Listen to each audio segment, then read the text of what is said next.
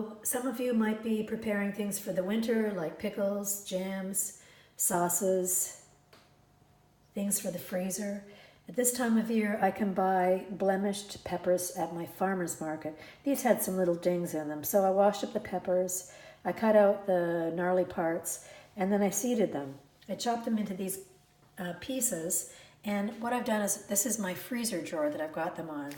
I line it with a piece of parchment paper. And the peppers won't stick to this once they're frozen. When they're frozen, I transfer them to a zipper bag. I've already got one done that I started last week. And I'll transfer all of the peppers into here. This is perfect in the winter time when you're making sauces, soups, stews, chilies. Just reach in for a handful and they're all ready to go. It's a time saver, and it's also a really budget-friendly thing to do. Because as you know, these kinds of things are much more expensive in the winter time.